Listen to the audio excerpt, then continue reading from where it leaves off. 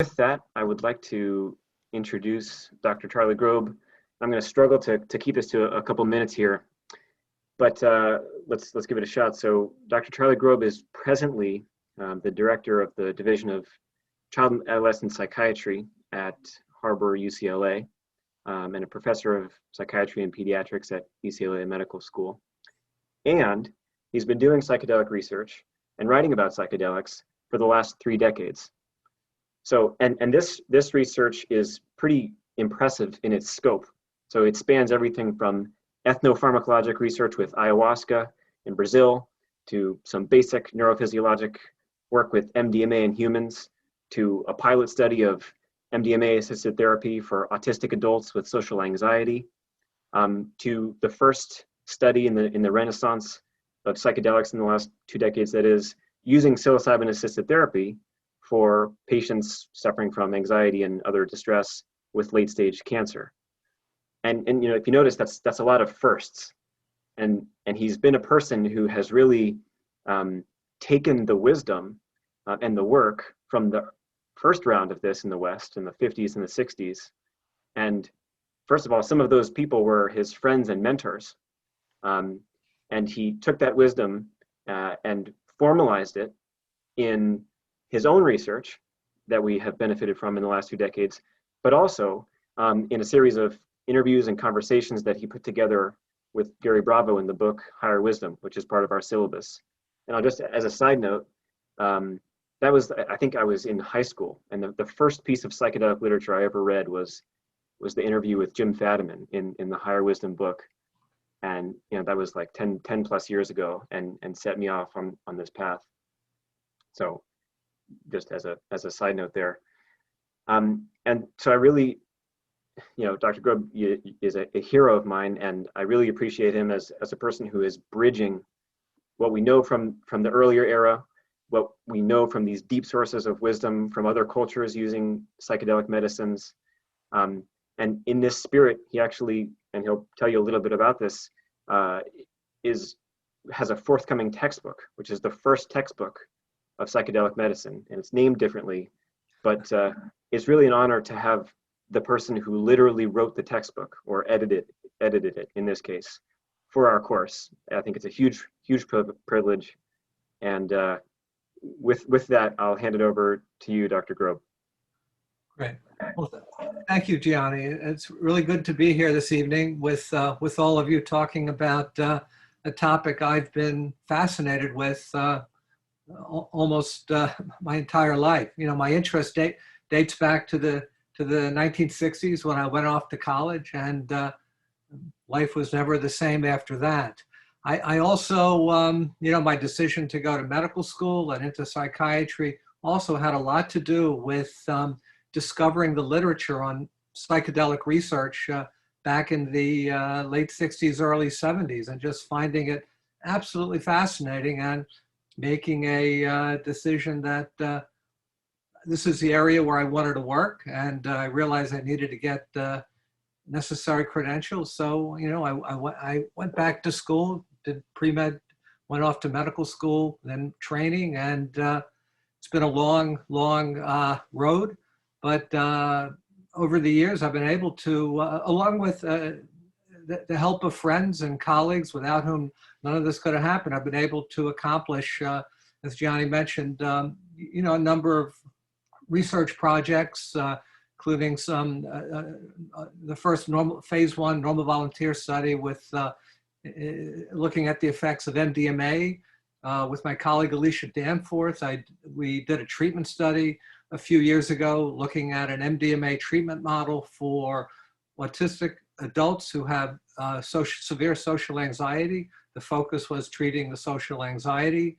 I did a series of ayahuasca studies in Brazil with my colleagues Dennis McKenna and J.C. Callaway and Marlene Dobkin de Rios, both with adult subjects and adolescents who were part of the UDV, the União de Vegetal, a syncretic ayahuasca church in Brazil, which since the late 80s has had government sanction to use ayahuasca as part of their, as a ritual sacrament in their ceremonies.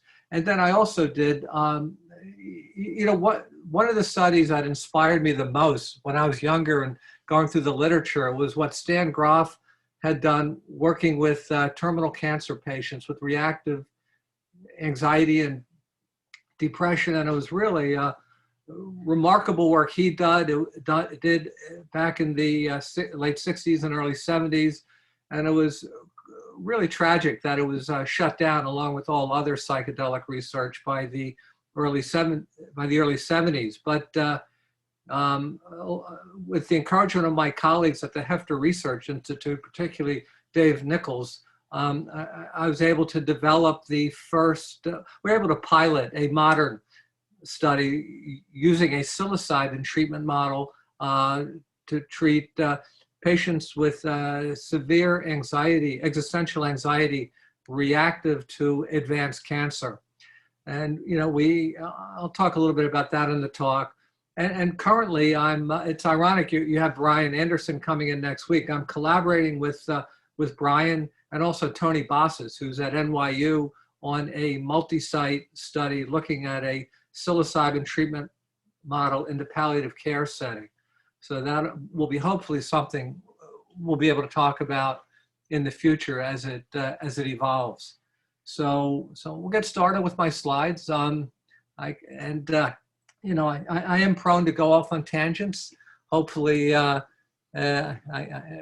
tangents won't take up too much time, but I'll try to hit some interesting issues that you might find engaging.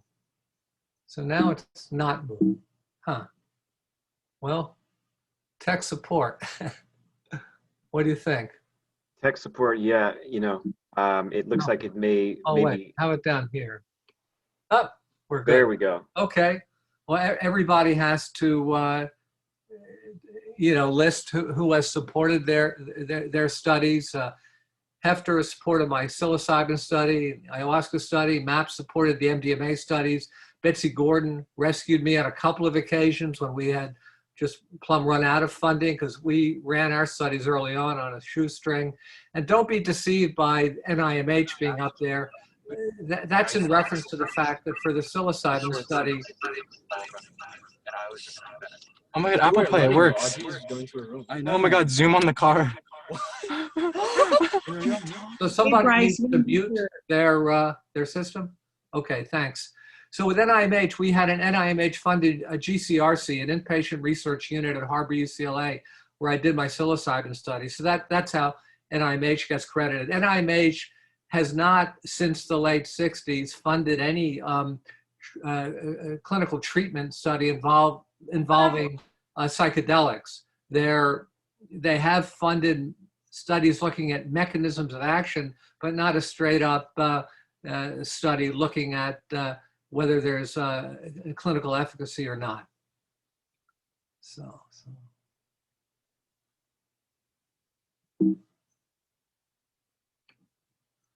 this is the overview. This is just some of the topics we'll try to cover. Maybe not all of them, but okay. So nomenclature. Gianni has already brought up that issue. There are a number of terms that had been applied over the course of many years, and keep in mind that the interest in psychedelics dates back to the latter part of the 19th century, when Louis Lewin and Arthur Hefter first isolated mescaline from peyote. So various terms have been attributed.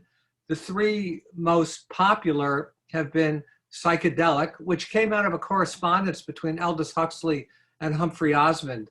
They were both fascinated with these compounds. Osmond, a British psychiatrist working in Northwest Canada, introduced Huxley to mescaline, actually at a meeting of the American Psychiatric Association in Los Angeles in 1953. And they had a wonderful correspondence, which has been documented and published 2 years ago by McGill University Press, called Psychedelic Prophets. And they kind of wrote little rhymelets back and forth. So Huxley wrote, looking for the right term, to make this trivial world sublime, take half a gram of phanerothine. And you see phanerothine is one of the alternative terms below. Osmond quickly responded, I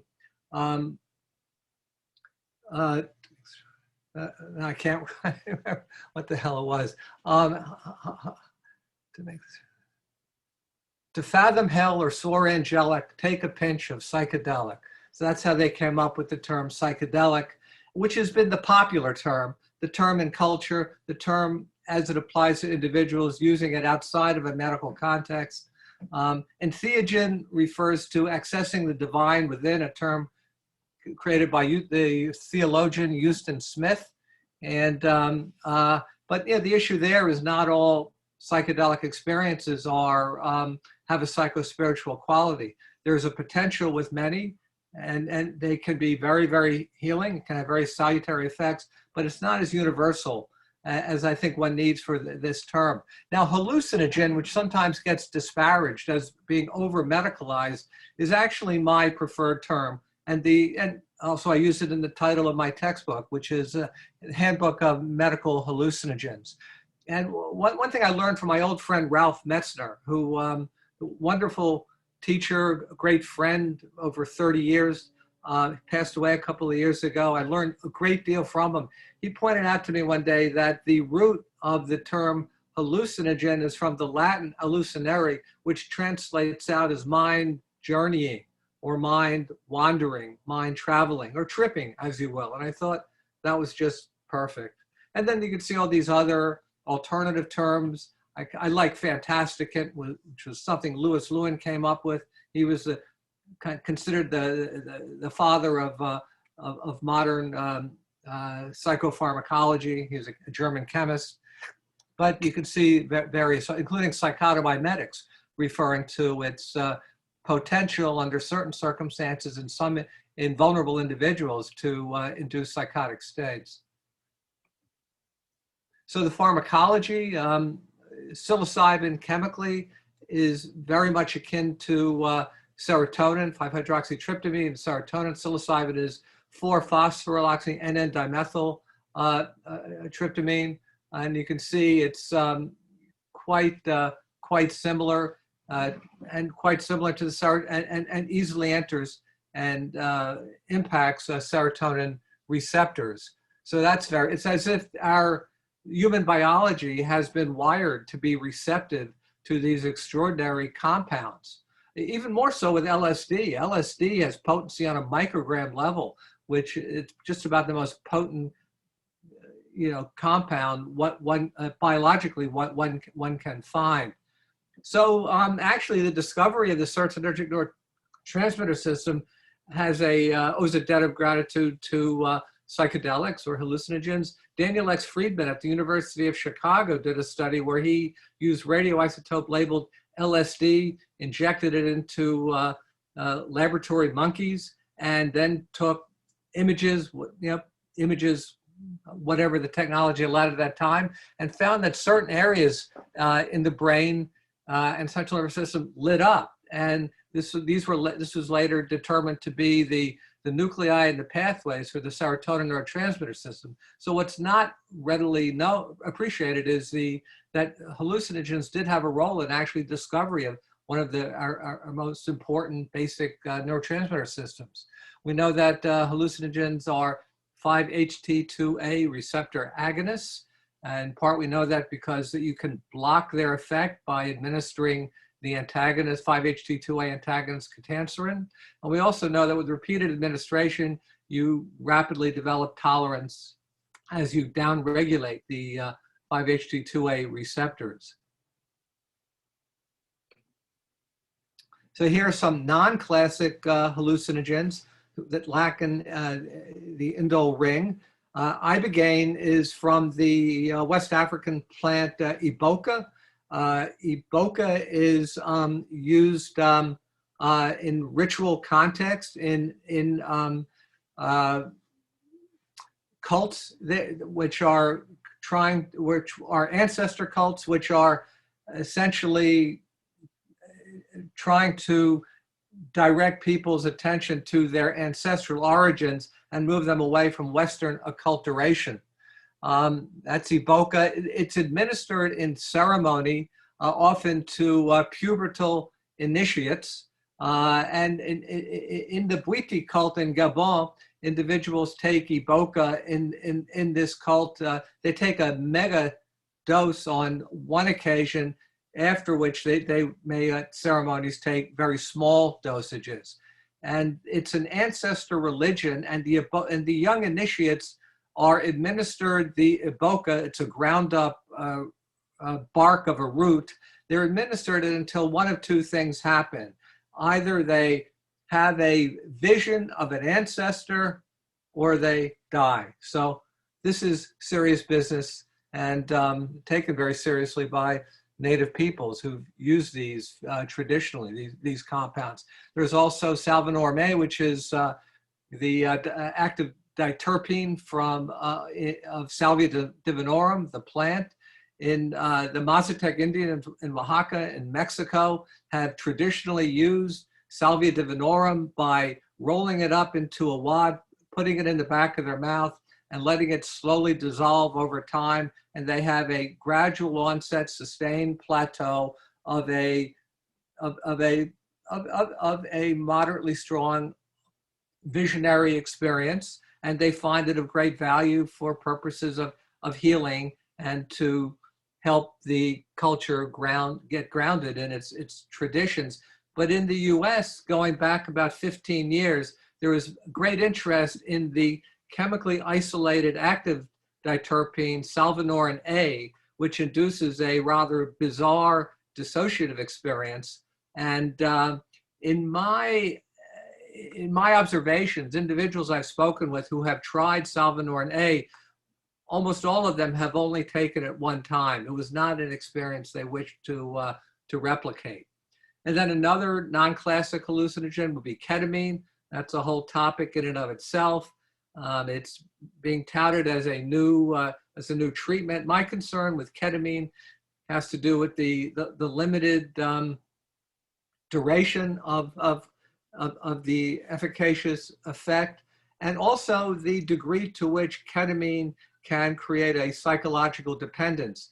And individuals who have ready access to a supply of ketamine often cannot leave it alone and tend to utilize it to an excessive degree and can become quite dysfunctional in the process. I've been involved in interventions where I've actually taken the ketamine stash and removed it from an individual who was actually a physician who could not stop repeated use. So it's an interesting, very interesting subjectively.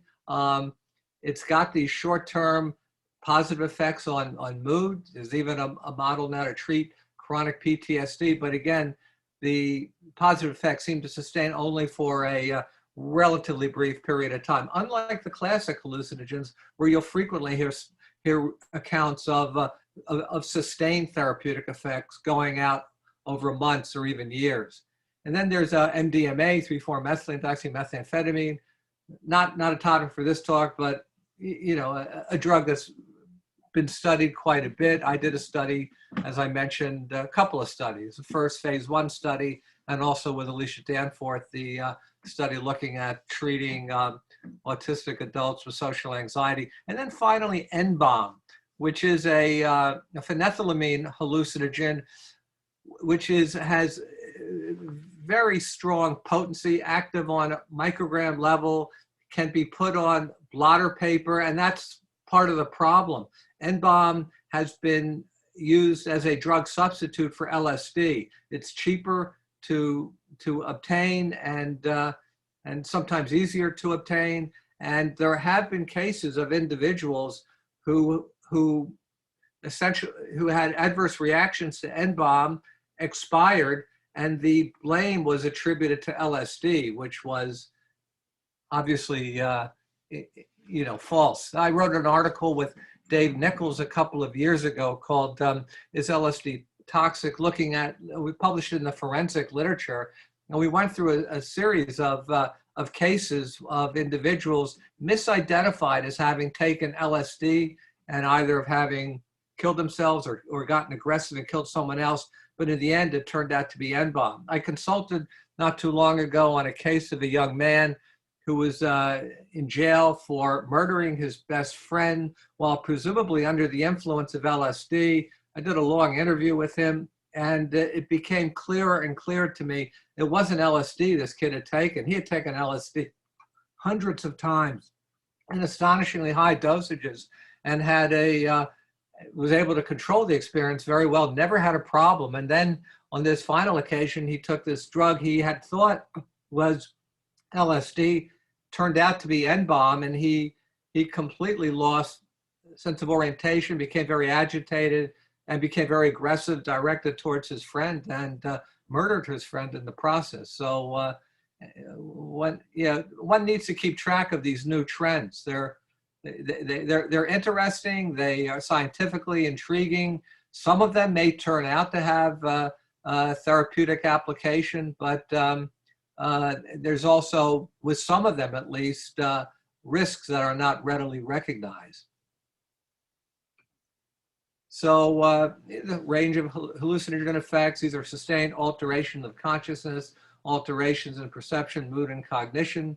And as you can see, you can kind of read for yourself, and probably this is old information for you all. They're often likened to dreams, almost as if it's a waking dream where the individual stays oriented, understands he's taken a compound that's inducing this state, this visionary state. Very often epiphanies happen, insight into personal issues or collective issues, and all with the preservation of orientation, memory, and ego identification. And then very importantly, set and setting are critical in the determination of outcome. Set is, who is that person? What are his or her underlying vulnerabilities? What is their intention? What do they want to get out of this? Do they want, are they seeking a healing experience? Are they looking for insight into personal issues? Or do they just want to kick out the jams and have a wild recreational experience, which amps up the likelihood of adverse outcome? And then setting. Setting is where you're taking it, who you're taking it with, how safe are you, how protected are you from what's going on in the outside world. And this is a critical determinant. I consulted years ago on a case of a college student on the East Coast who took mushrooms for the first time, walked around the downtown area of his city, was overwhelmed by the sensory stimuli, the crowding, the noise, just too much of everything. And he panicked, got disoriented, and jumped off of the edge of a building and killed himself. So one really needs to give some attention to the setting. And also part of the setting is who is facilitating the experience. And that's also a key factor in outcome. If you have a facilitator who knows what he or she is doing, has a strong background in this area, and who knows the terrain, knows how to guide people through the terrain, particularly individuals getting hung up and experiencing a lot of anxiety or even paranoia, it's just really important to have someone who knows what they're doing. And that's not always the case. So when one is seeking an experience like this, it's important to do one's due diligence and find a facilitator who has a reputation for being capable and ethical. That's also a very important feature here that needs to be considered. So looking at some of these plants, most of our synthetic hallucinogens come from the world of nature, come from plants, psilocybin cubensis, from which psilocybin comes from. Lophophora williamsi is peyote, and claviceps purpura is a ergot fungus that can grow on contaminated rye, and that is suspected to be part of the ancient Greek kykeon, which was the libation or the psychoactive sacrament used in the ancient rites of Eleusis. So I find that very interesting. So ayahuasca, I spent some time in Brazil, mostly in Manaus, but then also in the cities of the South, looking at the range of effects of ayahuasca in a population. We recruited from a syncretic ayahuasca church, the UDV, the Unidade Vegetal in Brazil. Since around 1987, the government has provided legal sanction to take ayahuasca in a religious context. The UDV is the second largest ayahuasca church. The largest is the Santo Daime. And we studied both adult members as well as adolescents. About 10 years after our first study, we were invited by the Brazilian judiciary to come back and organize a study looking at the health and well-being of adolescents who participated with their families in specific family ceremonies using ayahuasca. And we did a very thorough workup of these young people. We had a matched control group that had never used ayahuasca, and we found them to be very, very high functioning kids. Actually, in the UDV, women during pregnancy will participate in ayahuasca sessions. And I was told stories even of women who had taken ayahuasca during labor and delivery. Babies are baptized using an eyedropper and 1 or 2 drops of ayahuasca. I attended baptisms. They were quite fascinating. And yeah, the range of effects of ayahuasca I thought was extraordinary. And many of the individuals we interviewed for our studies, particularly the adult study, they had gone through remarkable psychological growth and improvement of their psychological health and well-being during their time with the UDV. Now, part of this is having a supportive community.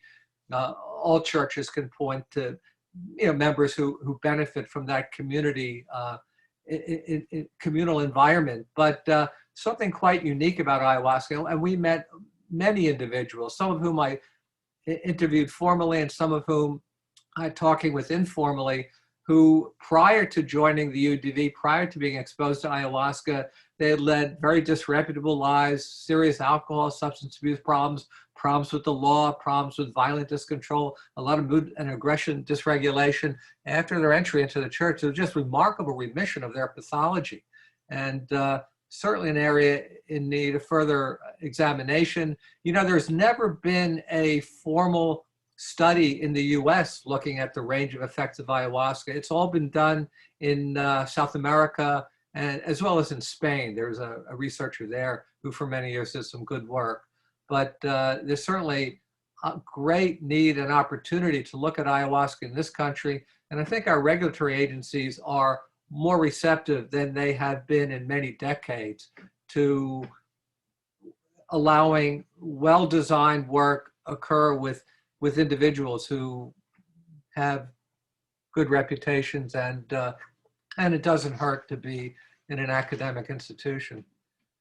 So I've often said if I had to do it over again, I might have majored in college in cultural anthropology, particularly focusing on the use traditionally of these plants in indigenous societies. Here, I'll share with you some of my favorite books, a couple by Peter First.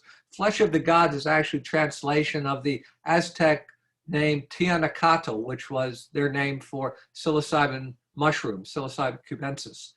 And First, capable anthropologist, wrote a number of books looking at use of these kinds of plants amongst indigenous societies around the world. My good friend and colleague, Marlene Dopkin de Rios, who sadly passed away several years ago, and with whom I had done a fair amount of work, published a number of papers, has some beautiful books, which are worth the read. Michael Harner, this is one, I was actually looking at it a little while ago, just reviewing it again. Just one of my favorite books dating back to the early 70s, looking at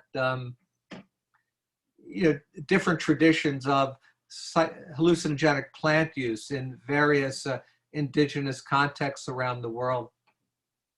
And one of my heroes, Richard Evan Schulte, is the renowned ethnobotanist at Harvard, did some remarkable work. Here are a few of his books. Plants of the Gods, with which he co-wrote with Albert Hoffman, is really a superb book. And if you have a little free cash lying around, this would definitely is worth purchasing. So yeah, there's documented use in one form or another of hallucinogens being used for sacramental purposes going back many thousands of years. This drawing here is by Kathleen Harrison, and it's based on a cave painting in the southern Algerian plain of Tassili. And this is clearly a shamanic image. You can see these mushrooms protruding from the torso, from the limbs, clearly mushrooms. And there's this mask, which is in the shape of a beehive. And the significance of that is, in the ancient world, there was no refrigeration. So how do you preserve plant or fungi? And one way to do it, evidently, is in honey. So that's the significance of the beehive mask. So traditionally, these compounds have been used for religious and medicinal uses, rites of initiation, and used by widely diverse cultures around the world.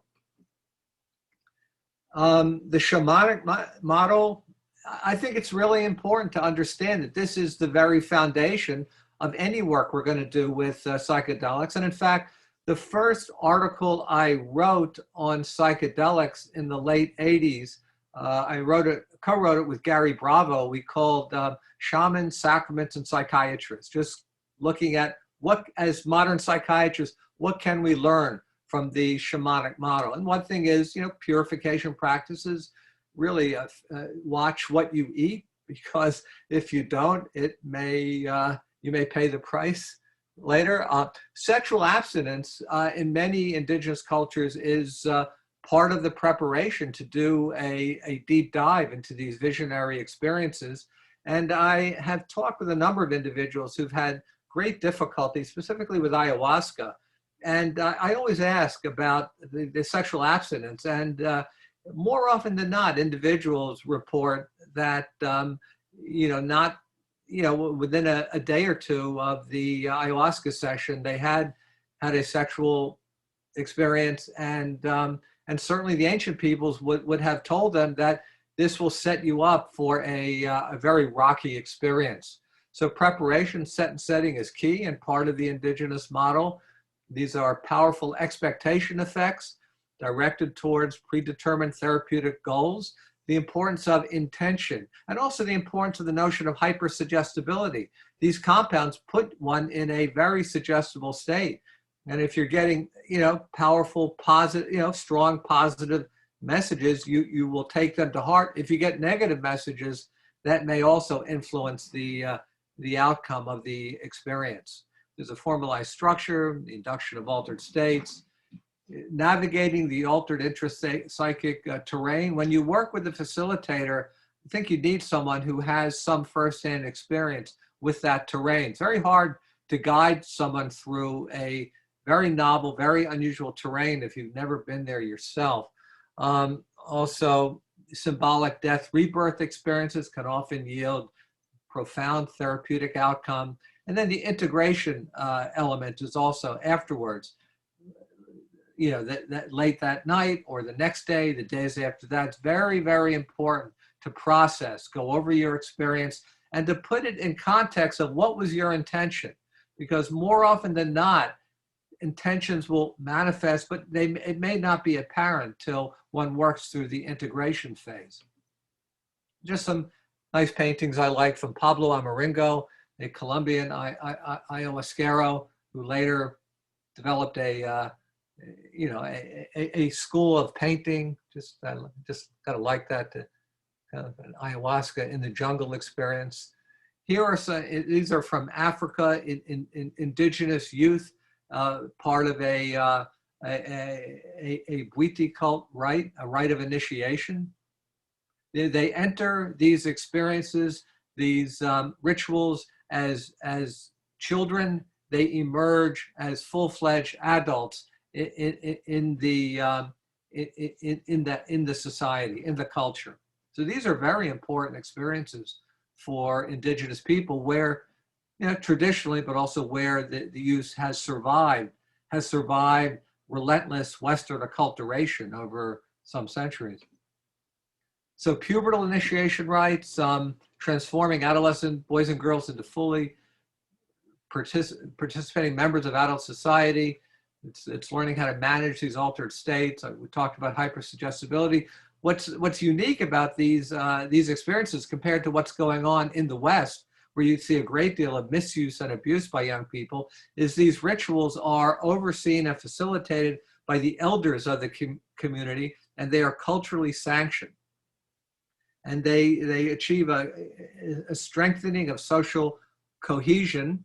And again, important to look at cultural context.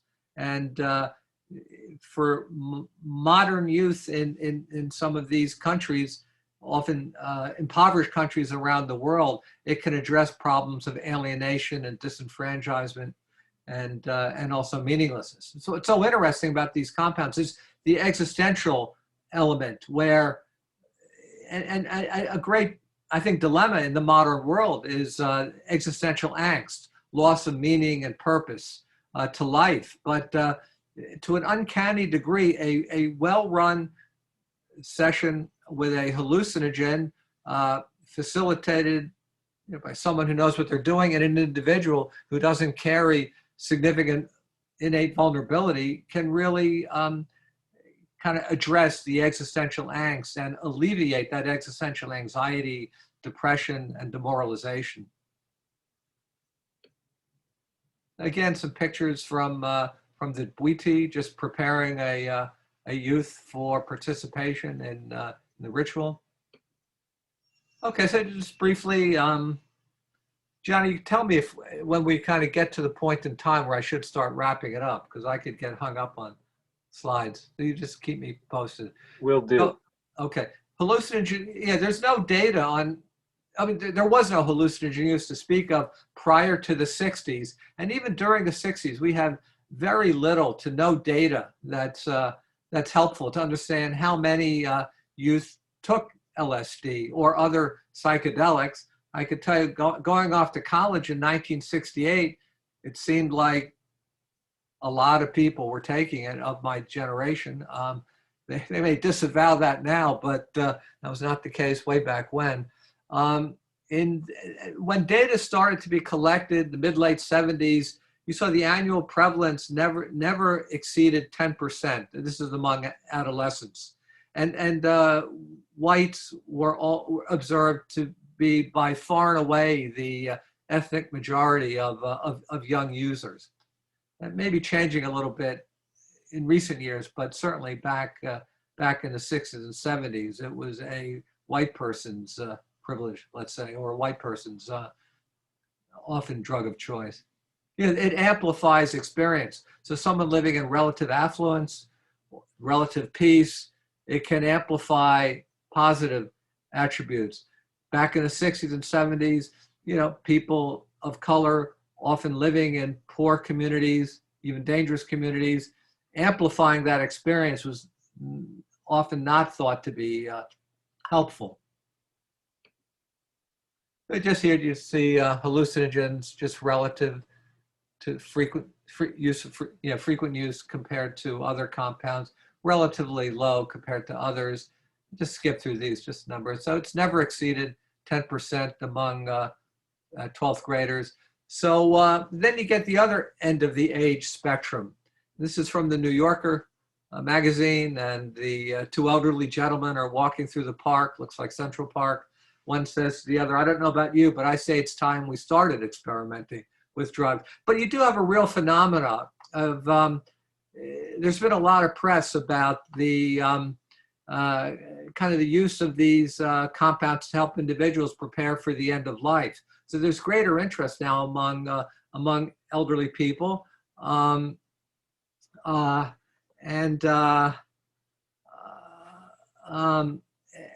also you've had these two individuals may have had some early experience as well, and they may be nostalgic and maybe are thinking about using them. But I stipulate here that one needs to proceed with a lot of caution. But the research studies we've conducted, other groups have conducted, they're all with relatively healthy younger subjects. You don't see studies that include people in their 70s for the most part.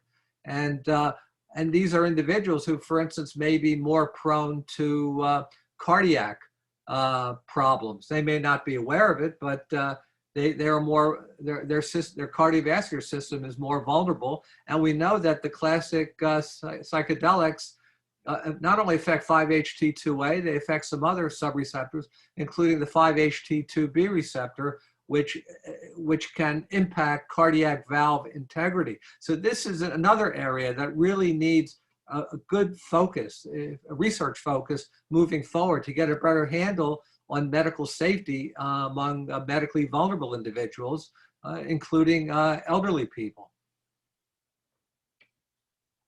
And Alan Watts, British theologian, friend of Timothy Leary's, very quotable, said, once you get the message, you can hang up the phone. You know, psychedelics don't necessarily have to be a lifestyle over years, over decades. Some individuals feel once they get the message, they can move away from it. So, some do not have that experience. Some do.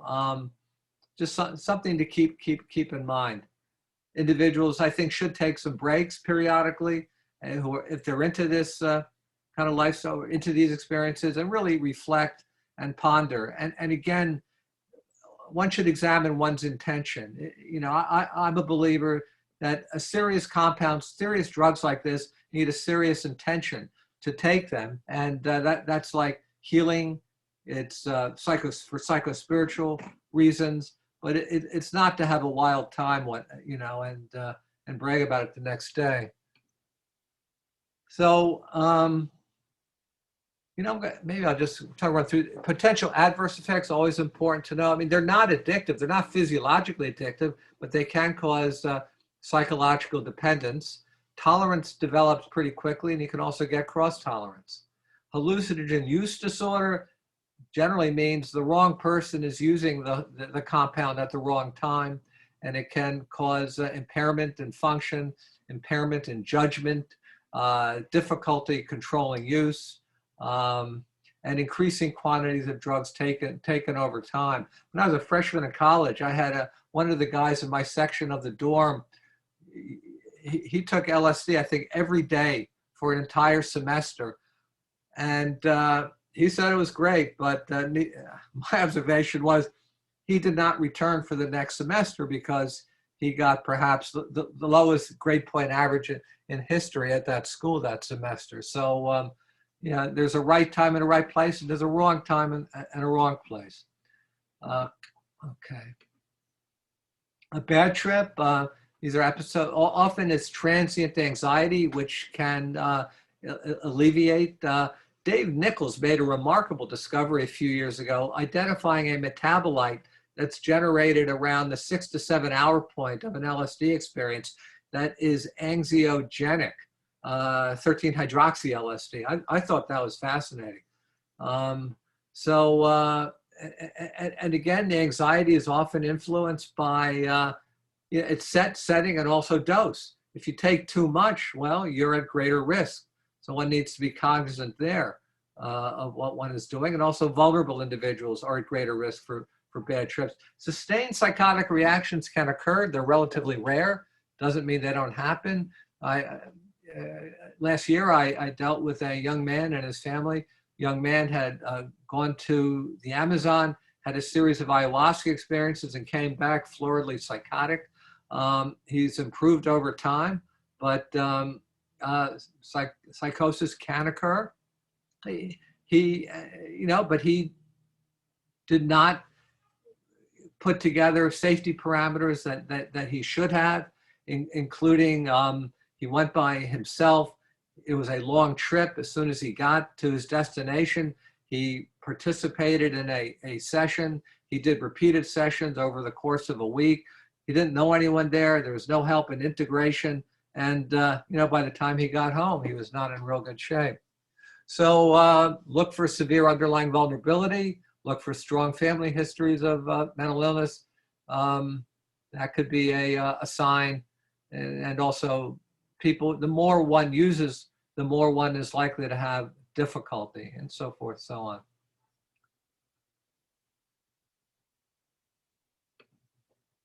So how do you intervene? If you need a quiet setting and slowly, patiently get the individual grounded, reorient them.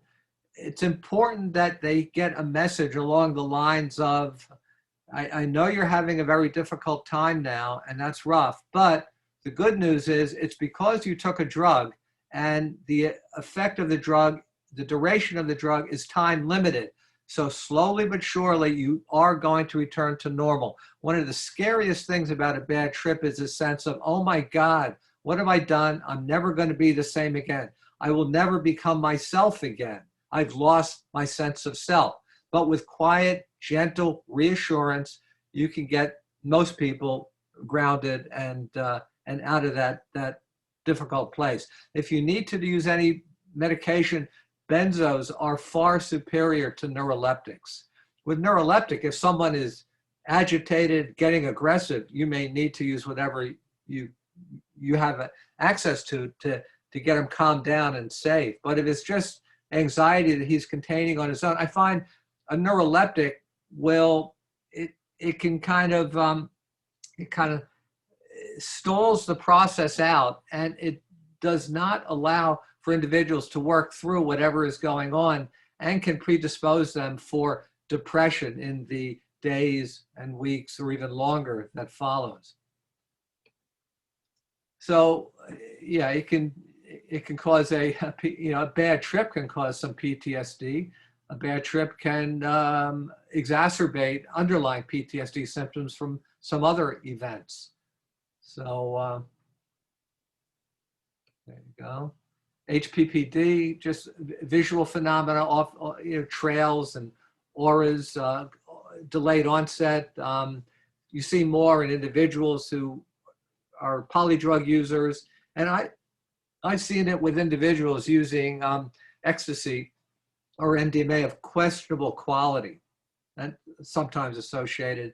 Risperidone seems to exacerbate it, but lamotrigine may be an effective treatment, although this is, Leo Hermley's reports are some case studies, but there's been no organized effort to look at a lamotrigine treatment model for this. Polysubstance abuse, if you mix it with alcohol, all bets are off. Some other drugs can also be quite dangerous. So you want to watch out for these toxic interactions, which could lead to greater confusional states with affective and aggressive dysregulation. Then potential therapeutic applications. So the golden age of psychedelic research, as I like to call it, in the 50s and 60s, this was the cutting edge of psychiatric research. There was tremendous hope and expectation that new and effective treatment models would emerge, and they found the pioneer researchers of that era found very encouraging results, particularly with studies looking at chronic alcoholics, other drug addicts, psychosomatic disorders, chronic PTSD, OCD, antisocial behavior, and the existential depression and anxiety associated with terminal medical disease. Some of our most difficult to treat, most refractory conditions seem to have responded well to the psychedelic treatment model. Unfortunately, by the mid-late 60s, the compounds or the secret had escaped the lab, had filtered out to the society at large. Young people, including my generation, started to get very, very interested, and it was perceived as a public mental health crisis, and the authorities enacted pretty draconian laws limiting use and eventually causing psychedelic research to sputter out. No approvals for new studies were issued from around 1970 until the early 90s. And the early 90s. In 91, Rick Strassman at University of New Mexico got permission to run a phase 1 study of DMT. This is the first new study in over 20 years.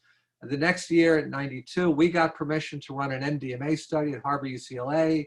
And the following year, 93, Deborah Mash, a neuroscientist at University of Miami, got permission to run some trials with ibogaine. So that was the start of the more recent use of psychedelics in research. Very important study has been the work of Roland Griffiths at Hopkins, looking at the degree to which a well-structured psilocybin session may reliably predict mystical level states, psychospiritual epiphanies, which were identified even by researchers dating back to the late 50s, like Humphrey Osmond, or into the 60s, Walter Pankey and Stan Grof, that a mystical experience, a psychospiritual epiphany during the course of the psychedelic session was often predictive of a therapeutic outcome, whether it was to stop consumption of alcohol or to ameliorate the existential anxiety of advanced illness. That psychospiritual epiphany had very profound effects. So in the modern era, we've looked at a variety of refractory psychiatric conditions, including cancer, anxiety, OCD, alcoholism, cocaine addiction, opioid addiction, and cigarette. Interesting study at Hopkins again, cigarette addiction. I never would have imagined that a psychedelic treatment model could have been a treatment for cigarette addiction. Matthew Johnson has done some very nice work looking at that application. Ayahuasca has been looked at in Brazil for the treatment of refractory depression, as well as various drug abuse disorders. MDMA, I'm sure you're all familiar with MAPS. They've done a lot of work and now have phase 3 research program looking at the use of an MDMA treatment model for chronic PTSD. And like I mentioned earlier, Alicia Danforth and myself did a study using an MDMA treatment model for autistic adults with social anxiety. And even some other, even medical indications that we may not have suspected early on are starting to be discussed and examined. Cluster headaches, treatment with psilocybin, a study going on now at Yale. Parkinson's disease, interesting, the Harmala alkaloids seem to be therapeutic for some of the Parkinson's symptoms. Juan Sanchez Ramos at the Medical College of South Florida has done some very interesting work there. And then autoimmune conditions. Chuck Nichols, who is the son of David Nichols. Chuck works at LSU. He's a neuroscientist using DOI, which is a very potent hallucinogen. He has been able to ameliorate various autoimmune conditions in laboratory models. So very interesting work going on, and we're just starting to scratch the surface of new medical indications, which I think will be very rewarding and are quite fascinating. So here's our study in Archives of General Psychiatry, since renamed JAMA Psychiatry, the study we did looking at using psilocybin to treat existential anxiety, demoralization, patients with advanced cancer. Just briefly show you, we found improved mood scores over 6 months and sustained improvements of trait anxiety. So, and our colleagues at Hopkins and NYU who got permission after us to run studies, and they got permission to use a higher dose, they had even more statistically significant findings in their population. So this is my last slide, just some of the challenges for the future. I think we really need to be attentive to the lessons of the past, not only those learned by our pioneer researcher predecessors in the 50s and 60s who had a lot to teach us, such as my friend Ralph Metzner, or another mentor has been Stan Grof. Not only these researchers from 50, 60 years ago, but also the indigenous people around the world who in many respects are the true authorities on the range of effects of these plants and how to control their use to provide for positive outcomes as opposed to negative discordant outcomes. So it's important we be open and attentive to what we can learn from prior generations, whether they go back to time memorial or whether they go back half a century. A lot to learn. I think really, really importantly, we need to optimize safety. If we can't ensure strong safety standards, we're not going to be able to move this field forward. And the same goes for ethical standards. There's a case not too long ago of a of a rather well-known investigator who became romantically involved, let's say, with a study subject. And it was the death of the study. And this investigator will likely never work in this field again, and will be lucky if he ever gets a clinical license back. So optimizing safety and ethics is really key to moving forward. And to that end, I think it was in October, I published, along with Brian Anderson, who's a lead author, and also Alicia Danforth, a commentary, an editorial in Lancet Psychiatry, really examining the importance of ethics and safety in psychedelic research. We also need to look at public health implications. We do not want a replay of the 60s, where very encouraging research findings somehow or other translated into young, vulnerable people taking these compounds under unsupervised and sometimes dangerous conditions. And that was perceived, and I think rightly so, as a public mental health crisis at that time. We also need greater diversity in the field. Amongst investigators, it's entirely a white field and male dominated until recently. But we need people of color, and we need women to be involved in this field and to take leadership roles moving forward. The regulatory obstacles, actually, my experience over the years has been far better than I had anticipated. I found FDA, DEA, California Research Advisory Panel, across the board to be very collegial and very helpful, not obstructionistic like perhaps our predecessors in the late 60s and early 70s might have perceived. And then finally, last but not least, is this new phenomena that is really escalating in the past couple of years, which is the commercialization of psychedelics. Enormous amounts of money are suddenly being poured into the field, and much of it is directed by for-profit companies, some of them new, some of them longer standing. And this is I see this as a concern. I think a lot of number of investigators find the temptation irresistible to go with a big moneyed operation. I'm concerned that commercializing psychedelics will erode the quality of the value of the research we're doing, and eventually could turn around and bite us. I'm concerned that establishing standards, I believe that standards for conducting this research need to be very strong. Like, for example, who are the facilitators? What is their background? I don't necessarily think it has to be someone with a doctorate or an MD, although MDs need to be involved, to handle some things. But it does need to be, I think, clinicians, people with a background in clinical mental health, clinical health, who have a clinical license. I think these are the individuals who should be the facilitators. Their experience working, particularly those who have experience working with people who have serious psychiatric problems, perhaps psychotic disorders, just to have that working knowledge that to really help to ground what you're doing with your subject, who is in a highly vulnerable state and who will, on occasion, perhaps go through some anxiety or even some paranoia. So I think I kept it to within an hour.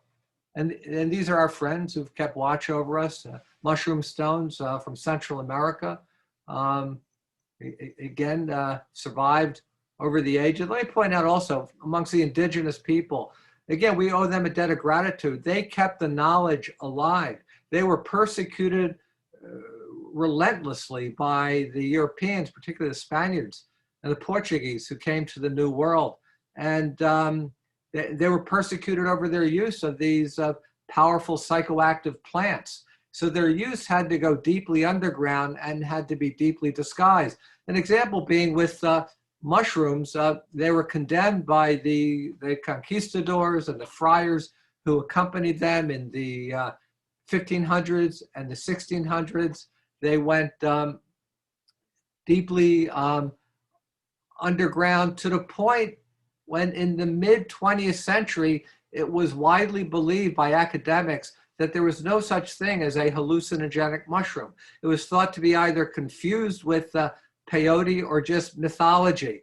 It took the experience of R. Gordon Wasson, actually a Wall Street banker with an interest in mycology, who ventured to a remote village in central Mexico, along with his wife, met a curandera, Maria Sabina, who introduced him to mushrooms. He had a profound experience, which he documented and published in Life magazine. That's a whole other story. But he had the mushrooms analyzed, psilocybin was identified, but it wasn't until Wasson ventured into this very, very remote area and contacted an indigenous woman healer who shared with him her sacrament that it became apparent that hallucinogenic mushrooms were a real phenomena and not simply myths or mistaken identity. So there you have it. And now we're in the modern era. We got a whole new, I think the road is open to like it never has been before, to conduct research in this area.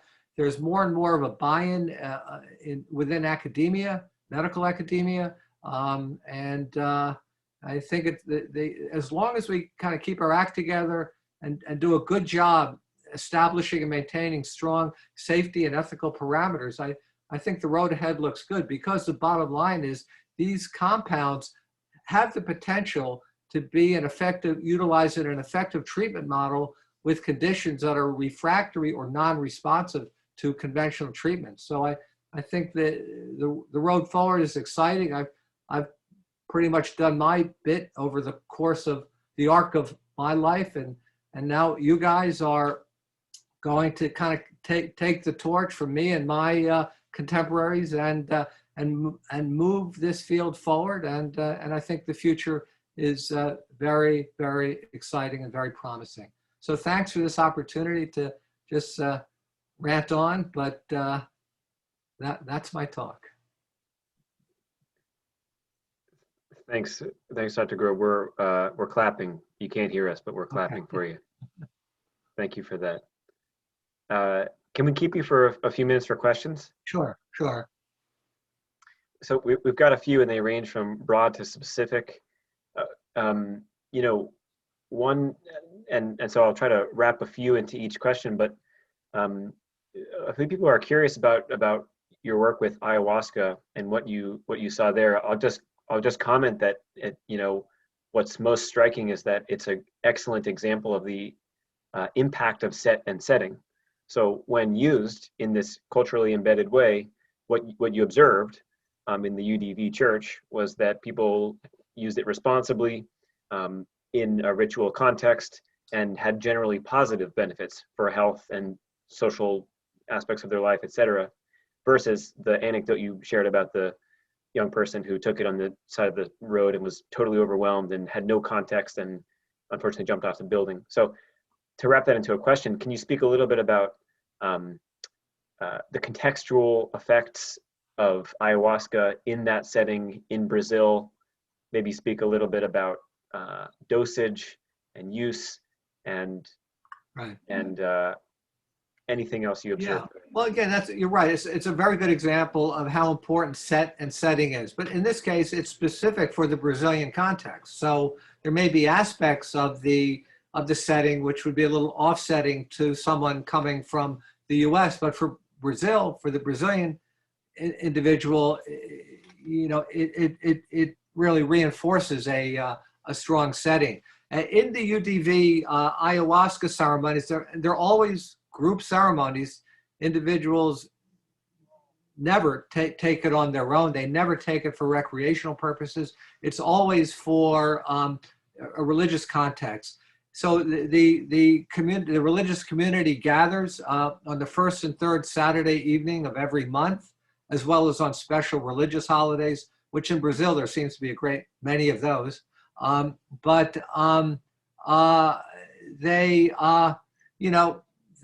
Everyone kind of lines up with a little plastic cup and gets the maestri, the minister, gives them a small amount in a cup.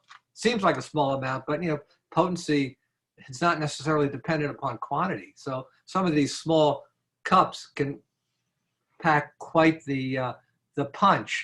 Individuals then, they all get their quantity of ayahuasca. They just stand with it until everyone has it, and they return to their seats. And the maestri gives a ritual incantation, basically a prayer, wishing the individuals good experience and a learning experience. And then in unison, they consume the ayahuasca. For the first 30 minutes or so, individuals sit quietly in their places, listening to music specific for this. And then as the ayahuasca starts to work at about the 45 to 60 minute point, maestries will sing their shamadas, religious songs. Sometimes individuals in the audience will raise their hand, ask for permission to sing a song. These are sung individually, not in unison. The daime will sing in unison. The UDV will sing, separately. And then maybe around the 2.5, 3 hour point, the lead maestri will give a sermon talking about, moral issues, ethical issues, relevant to people's lives. And they're in a hyper-suggestible state, and they take it. And I remember the first UDV session I went to, at about the 3 hour point, there was a very lively dialogue going back and forth between the head maestri and people in the congregation. And my Portuguese was rather limited. I couldn't quite follow it, but I thought this is really important. I really need to know what's going on, because it's a very animated discussion. So my interpreter had kind of lapsed off into silence. So I gave her a little nudge and I asked, what are they talking about? She said, oh, what they're saying is how important it is that if you say you're going to be someplace at a certain time, you be there. And I thought, whoa, this is incredible. Because from my interviews, I was learning that many of these individuals started off at the bottom rungs of society, and over time, and they believe with the help of their involvement with this ayahuasca church, they had risen to be the pillars of society, leaders of society. And again, maybe the first step of that is when you say you're going to be someplace, show up, follow through with your commitments, be responsible. And I thought that to me was very meaningful. That was many years ago. I've never forgotten that. So I don't know what else I could say about ayahuasca. I could talk all night about that. Yeah, appreciate it. Just before we leave that topic, these may be really more quick ones. A couple people were wondering, and certainly I could speak to it, but would be way less experienced. Maybe just a little bit about how that is different than the Western context using DMT, the psychoactive, one of the psychoactive components of ayahuasca. Yeah, so ayahuasca, it's two plants, the Psychotria viridis and the Banisteriopsis caapi. Psychotria contains DMT, which is the powerful classic hallucinogen. The Banisteriopsis contains harmala alkaloids, harmine, harmaline, and tetrahydroharmine. DMT is a good chemist can easily, synthesize DMT. Common route of administration is smoking or vaporizing. It's a pretty short acting experience, maybe 20 minutes or so, 30 minutes, someone is pretty much back to baseline. I find ayahuasca is like an orally active DMT. If you just take the Psychotria, if you just ingest the DMT plant, nothing happens because it's inactivated in the gut by the monoamine oxidase system. But the harmala alkaloids are MAOIs. They block the monoamine oxidation, and they allow the DMT to persist and then get absorbed into the central nervous system. So very sophisticated pharmacology that somehow or other native peoples figured out millennia ago. And I find that with ayahuasca, it's a several-hour experience. You have time to work with your visions. You have time to work with your insights. You have time to ask questions. You have time to receive answers. Whereas with smoking DMT, particularly 5-methoxy-DMT, which is on a whole other order, it's like being shot out of a cannon. With 5-methoxy, you are shot into the outer stratosphere, and by the time you realize where you are, you're already coming back. I find my personal opinion, not shared by some of my friends to be sure, but my personal opinion is the ayahuasca experience with the capacity to really have quality time to have your visions, to reflect on their meaning, to examine your intention, that the ayahuasca experience in the long run is going to be more therapeutic. It may be a rockier road. Nobody likes the nausea and the vomiting that often go along with it. You don't get that with smoking DMT, but I think it can facilitate greater personal growth as well as amelioration of underlying psychological symptoms that one might have. Whereas with DMT, it may be a very interesting experience. It may give you a glimpse of some other realm. Nevertheless, I don't think it has the therapeutic potentiality of the orally ingested DMT along with the MAOI as you find with ayahuasca.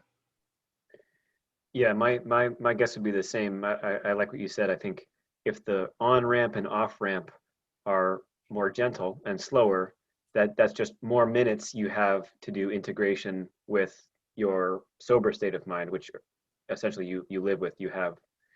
So anyway, thank you. One question people are curious about, and you mentioned this a couple times in your talk, they're asking if you could speak about your observations about the diversity of personnel in the field, therapists, clinicians, researchers, how that's changed over time and how that might affect the field's trajectory. Yeah. Well, it's suddenly become a very popular avocation to become a psychedelic psychotherapist. And that's all fine and good, but and again, there's some individuals who are just naturally gifted. And I've certainly known many people over many years who don't have formal training within academia who are very, very capable in this realm. But I do have some concerns that there's like the gates are opening and more people are moving in, identifying this as what they want to do. And I'm wondering what kind of process of quality control do we have? What kind of process do we have to monitor safety of subjects and ethical conduct of facilitators? So again, this is going to be a challenge, and with more and more people out in the world becoming fascinated, understandably so, with this area, we're going to see more people wanting this to become their career, their life's work, their job basically. Yet I think we need to think this through very, very carefully and look at how we can provide a strong safety container so people don't get hurt or misused in any way. Yeah, count me in as one of those people, and I'll be a student, as make sure I'm not. Well, I'll tell you a story. When I in the early 70s, I'd actually left college for a while, as many people in my generation did, and this kind of aroused my father's concern that I lacked direction, he felt.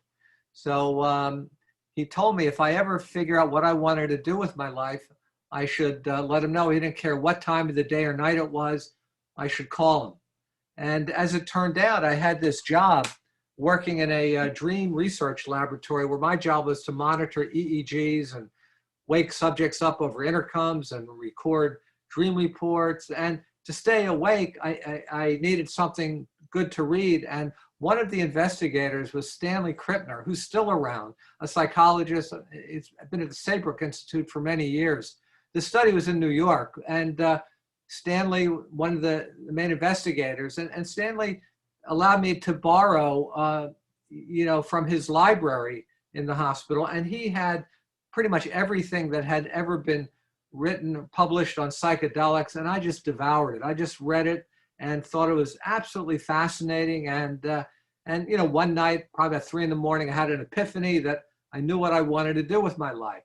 And I had also been told by my father to call him when I figured it out, regardless of time. So I called him and I woke him up from a deep sleep. I did a lot of apologies for that, but I told him that I want to study. I want to work in the field of psychedelics. There's so much to learn. There's so much we can learn about the brain, the mind-brain interface, so much to learn about mental illness. And there's these extraordinary treatment models that seem to help people who are not getting help in other ways. And, you know, he kind of heard me out and he was silent for a while. And then he said, well, son, you know, no one will listen to you. There may be something to what you say, but no one will listen to you unless you get your credentials. And at that point, it was pooh. I knew I had to go back to school. I had to do my pre-med. I had to go to medical school. And that really, it was that moment that really kind of launched me. So getting credentials was the message I got. I mean, that was 1972 or 73. That was a long time ago. I still think credentials are important. One does not need to become an MD, although I think it helps in a lot of regards. But I think one needs to have a grounding in you know, clinical treatment, in doing clinical work, and have a clinical license.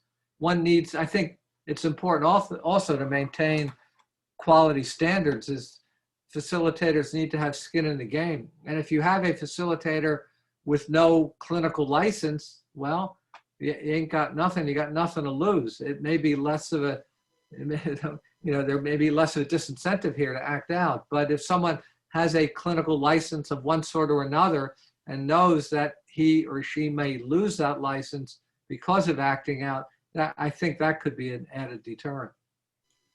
Charlie, I hate to, I just want to interject here and push you a little bit further. You know, there are several people expressed interest in this idea of, you know, who gets to make the rules. Maybe I'm paraphrasing here. You know, and that the population that these medications, these, you know, sacraments to some are being looked at, right? We're looking at millions of people in the US that may potentially be treated. And, you know, the people, like, who's doing the credentialing right now? And does that really reflect the people that may ultimately be seeking treatment? And how do we? Yeah. In terms of who's making the rules, it ain't me. Not at all. I'm just just spouting off what I would argue with that. I would definitely argue with that contention. You're a founding member of this I don't know. field. Yeah, I mean, things are changing very, very rapidly. You know, I've done some teaching at CIIS. I like their program. I think they do a good job, you know, kind of providing important information and context for working with psychedelics. I really don't know. I mean, ultimately, it'll be the regulatory agencies, which to some degree, I mean, there's going to be above ground legal use, and then there's going to be clandestine underground use, which has gone on for 50, 60 years. So that's always been there. But in terms of who's going to run the above ground sanction use, I imagine it'll eventually come down to the regulatory agencies. If anyone makes rules, that's what they're there for. And yeah, thanks Charlie. Just also to, there's a couple things I wanted to touch on there, but I think just the way I interpreted the question, I think, was what you had touched upon about needing more, wanting more people of color and women in the field, in which has historically been not very diverse. So I think the question was, what have you observed over time in the last 3 decades, and how, if that is changing, how that might affect the trajectory moving forward? I think it's really important to have more diversity. And, you know, I remember back in the mid-90s, I was at a conference in California. I was on a panel with about, you know, 7 or 8 people, only one of whom was a woman. And she raised the issue, where are all the women? And I reflected and I thought, except for just a handful of women, I know in this field, it's male dominated. I think that's less of an issue now. I think more women in general are going into careers that were previously preserves of men. And I think having more women in the field really enhances the field. It brings qualities that to some degree a male-dominated field will not have. And also we really do need to have greater representation of minorities, of people of color. It needs to reflect who's living in our world. And if these treatments are as effective as some of us believe they are, they need to be made available to people in various communities, not just affluent Caucasian communities, but even among poorer. You know, I work at Harbor UCLA, which is a very large public sector hospital. So I'm no stranger to working with minority communities. And there needs to be inroads into those communities. And there need to be people working in this field from those communities where, you know, that will eventuate into greater inclusion of people from different walks of life, different backgrounds, different origins, different colors.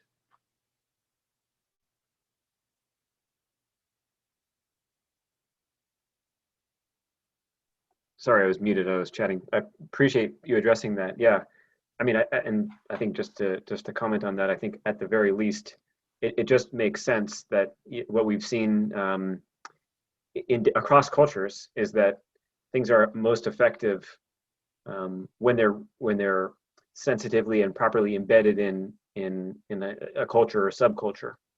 So I think at the very least, having representation from different communities makes sense as just a therapeutic, like you said, a therapeutic inroad.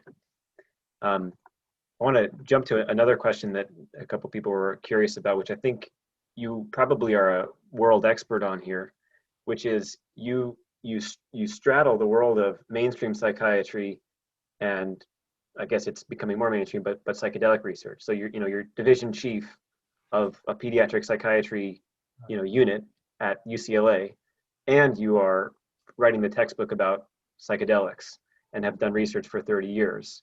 So, the question is, how have you navigated in the question, the wording was the taboo of working with these substances within academia?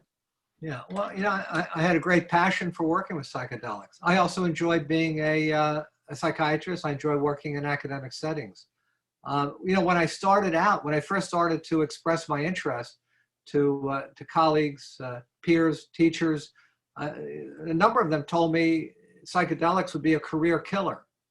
And, but, I was kind of fairly determined and, move forward. Although I will tell you, there was from the time I had my epiphany that I wanted to work with psychedelics to the time I was able to start my first study was more than 20 years. So it was a long time that I was just out there, working in the mainstream world, establishing my credentials, and also trying to do some good just in the context of the work I was doing. The other issue is I've had tremendous support from colleagues, particularly older colleagues, who really encouraged me to stick with my interests. Roger Walsh, who I've known for many years, kind of a leader of the transpersonal movement, very, very encouraging that I continue with this work. Ralph Metzner, great friend. I'll tell you a story. When I was in 1993, I was recruited by Harbor UCLA to become the division chief of child psychiatry, and I went out for a number of interviews, and one day I told the chairman, Dr. Milton Miller, I said, Dr. Miller, I have some very unusual interests for a child psychiatrist, and I think you should be aware of that. And he said, well, I think I've heard something about it. So you need to really know exactly what I want to do. So I had a big pile of papers that I gave to him. I said, so here are papers I've published, manuscripts I haven't yet published, protocols I'd like to conduct. Please take a look at this and then we could talk some more. So I came back again a couple weeks later for another interview with him, and we're talking. And so I asked him, well, did you have a chance to look at that material I gave you? And he said, yeah. And I said, well, what do you think? It's interesting. So I'm still not getting to how he really felt. So I said, well, okay, so you know what I want to do. So I have to ask you, am I too crazy for you? And he said, well, you know, you're a lot crazier than I thought you were, but still well within my MMPI. So that was the moment I knew I could not turn down that job offer. And then years later, he told me the story that when he, in the 1950s, was chairman at the University of Wisconsin, he had a patient who was profoundly depressed on an inpatient unit. None of the treatments they used did anything. So out of sheer desperation, they gave him psilocybin. The guy said nothing all day. They sat with him, sat with him, sat with him. He said absolutely nothing. Finally, they said, well, okay, well, we'll be back in the morning. We can talk then. So so Dr. Miller gets there early the next morning. Patient is not in his room. So he goes to the nurse's station, and the nurse says, oh, well, Mr. So-and-so called his wife and said he was ready to go home. So she came and he signed himself out. And then when Dr. Miller, he followed up with him over the succeeding weeks and months, the guy pretty quickly went back to work, which he had not been able to do for many, many months, went back to work, and as long as he followed up with him, was doing fine. So he got a sense firsthand of how powerful this treatment model could be, including in patients who are non-responsive to conventional treatments. I think this guy had been in the hospital for a few months, and nothing had touched him until they gave him the psilocybin. He didn't want to talk about it, but it had a profound impact, and from the way it sounded to me, a very positive impact. Yeah, it's a pretty remarkable case, I think. And we're right about at 8, so I just want to ask a couple more questions, and then we'll let you go, Dr. Grob. And if anyone in the audience has to take off, no problem. Feel free to stick around. And then after Dr. Grob leaves, I'll hang around for a little while in case there's more questions. But anyway, just 2 more, if you'll stick with us. One is on that note, say, of that person in that case who had depression, severe depression, and then had a dose of psilocybin and went back to work. We're also seeing a lot of the data with 1 or 2 or 3, or I think just 1 or 2 psilocybin trials, psilocybin sessions in these clinical trials in the last 10 or 15 years. And then we're seeing benefits sustained 6, 12, 18 months later. Yeah. And there are various stories about why that is, and hypotheses about why we see such sustaining benefits, and they relate to the brain and the default mode network and X, Y, and Z. Just what's your speculation about why we see sustained effects? That's a great question, and it's a common observation that it's not just a short-term amelioration of symptoms. The improvement seems to sustain for weeks, for months, longer even. Why that may be? Yeah, again, you have the neurobiologic model, which some find appealing. I would take more of an existential model, that it infuses an individual with a renewed sense of purpose, of meaning, of a sense of self. It re-equilibrates his or her sense of self. And so as in those indigenous ceremonies, the young initiate comes in with one identity and he emerges with a new, healthier, more mature identity. So I think and in line with that, you see some of the early work with of Grob, Walter Pahnke, a really important person in the 60s who did research, and they found that and this is corroborated to some degree by the Hopkins group, they found that individuals who, during the course of their many-hour session, had what they described as a mystical level experience, that it was a mystico-mimetic experience, that these individuals were the ones who had whatever you're measuring, they had the most therapeutic outcome, whether it was ceasing altogether their use of alcohol, whether it was coming to terms with their impending demise and ameliorating anxiety and despair and demoralization. It seemed to be that kind of mystical level jolt or awareness that really impacted individuals such that they realized there's more to life, consciousness, existence than they had previously realized, that they had kind of worked themselves into a corner and with no exit, no way out. And suddenly the path was open, the barriers dissolved. And that seems to sustain in many individuals. These can be if optimally run with the right subject, they can truly be life-transforming experiences. Yeah, that resonates with my understanding of at least the literature we have so far, is the reinstatement of meaning and purpose and appreciation of the big mystery and our participation in it, et cetera, et cetera. Last question for you, and I'm sorry everyone didn't get the questions addressed completely, but last question is, and I hope you can wrap into this a couple book recommendations. The official question is, what couple books would you have us read that would make us better / would make someone trust us more?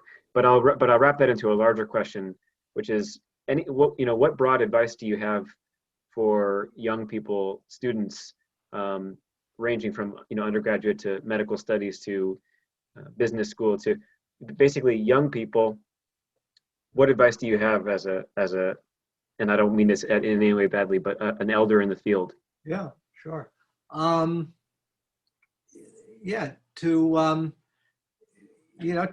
take this work very seriously, and also to realize it's going to take time before you find yourself at your destination, where you want to get doing this kind of work. So patience and persistence and maintaining that vision and that kind of awareness of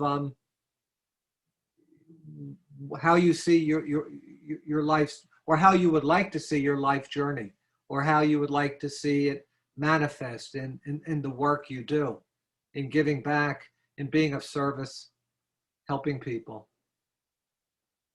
And in terms of books, well, there's my book, be on sale at your local bookshop on February 26th, Handbook of Medical Hallucinogens.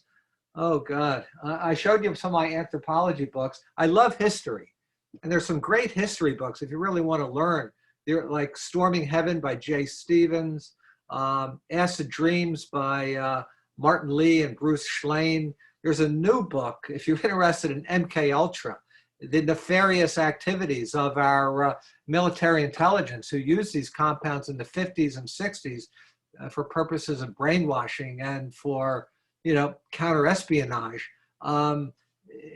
The Poisoner in Chief by Stephen Kinzer is just recently published. Just fascinating. It's a story of Sidney Gottlieb, who ran the MK Ultra project. But in terms of well, no one book jumps out about therapeutic. I mean, Ralph Metzner was incredibly prolific and a marvelous writer. He under the pseudonym Sophia Adamson, he wrote a wonderful book in the mid '80s on ecstasy, right, and MDMA. He wrote a series of books on various plant medicines. And actually, I wrote a foreword for a couple of them. And they're of great value. Ralph's website, which is, Ralph's gone, but his website is still here, run by his wife Kathy. It's the Green Earth Foundation. That they will, as well as Amazon, will have all of his books. Yeah, well, I mean, I think your books are, I guess, where I started, and I think are good places to start. The Higher Wisdom I would put a plug in for, just because it's in our syllabus, but just because it condensed the wisdom of 16 or something elders already, and then Gary Bravo and I went around. We had help from a bunch of people. Roger Walsh was a big part of this. We went around. We identified who was still alive among the early pioneers in the field, and we felt it was very important to get their stories down while they were still able to tell us their story. And we I've always been fascinated in just hearing the story of people's lives. That's probably why I became a psychiatrist, in part. And that was also the lead question I asked in these life story interviews I did in Brazil with our ayahuasca subject. It was, tell me the story of your life from the time before you took ayahuasca. Tell me of your first experience with ayahuasca, and then how has your life evolved since? So higher wisdom. Thanks. Thank you for the plug. Yeah, well, another book I put together years ago is called Hallucinogens, a Reader. It's got a bunch of stuff I've written, as well as some interesting articles from my colleagues that I included. Noted. Yeah, and we'll put the ones that aren't there in our syllabus for people to check out. Anyway, thank you so much, Charlie. I really appreciate you speaking to us. Yeah, very happy to spend the evening with you guys, and good luck. Okay, my generation, we've got it this far. The rest is now up to you. Yeah, we'll take it from here. If anyone wants to stick around, I'll be on for just another 10 or some minutes to hang out. Otherwise, thanks again, Charlie. Right. And thank you everyone for coming. Okay, good evening. Thank you. Thank you for inviting me. I appreciate it.